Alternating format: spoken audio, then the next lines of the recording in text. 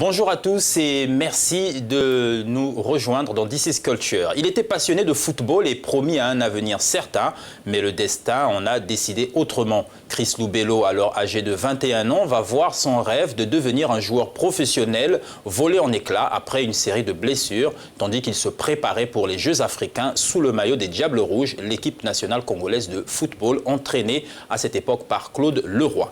Mais le jeune homme va rebondir grâce à son amour pour l'écriture et recevoir le prix Jeune Auteur 2017 de l'Académie du bassin d'Arcachon pour son premier roman, Ryan l'Orphelin.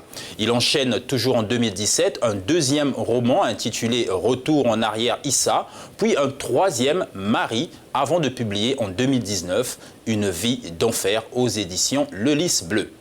Une vie d'enfer raconte l'histoire d'un jeune homme appelé Yann, touché par une malédiction dont il ignore l'origine. Il se retrouve chaque fois au mauvais endroit, au mauvais moment.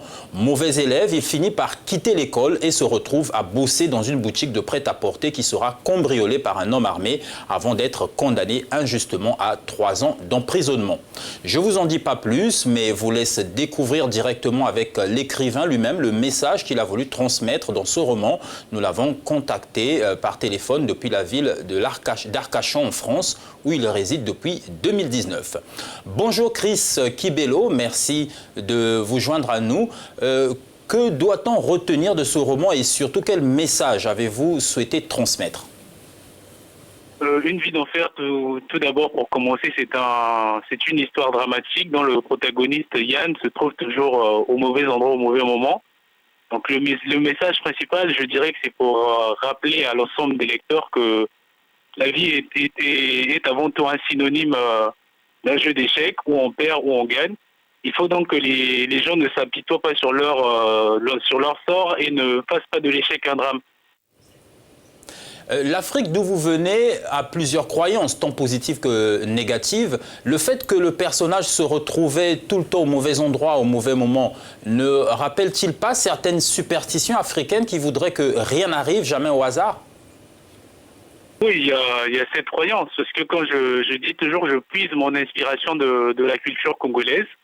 Donc je suis originaire du pays. Cette culture m'a toujours aidé à écrire mon livre et à puiser mon inspiration dans mes sources.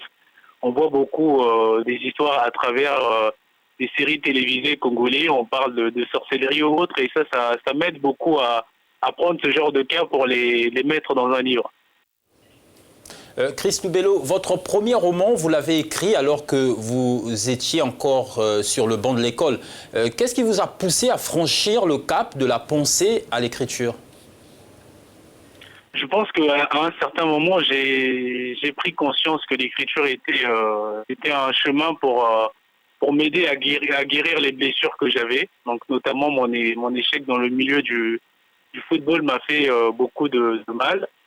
Et pour trouver un exutoire, je me suis dit que l'écriture était un bon moyen pour pouvoir guérir ces blessures, parce que j'avais toujours mal quelque part et au fond de moi, je ressentais un échec. Je me disais que j'avais échoué et que je ne pouvais plus avancer parce que le football était une partie intégrante de ma vie. Et l'écriture est venue conforter ce choix de me dire que finalement dans la vie, rien n'est impossible, et c'est à ce moment-là que j'ai eu cette envie de pouvoir écrire et de passer le message à chacun d'entre nous.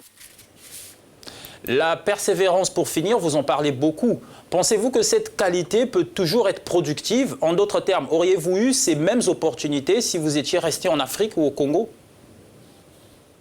La persévérance, je dirais que c'est la clé de la réussite. En regardant les personnalités qui ont marqué l'histoire, on se rend vite compte que pour rendre l'impossible possible, il faut avoir cet ingrédient à ses côtés pour pouvoir faire une recette parfaite. Moi, je tiens tout simplement à préciser que je m'inscris pas dans le congolo pessimisme qui devient une habitude. Quand on parle du Congo, il faut toujours voir le négatif. Donc, c'est pas parce que j'habite en France que j'ai eu la chance de faire carrière que je dois me dire que j'aurai des chances limitées au Congo. Merci Chris Kibello de nous avoir partagé votre pensée autour de ce roman et de vos activités.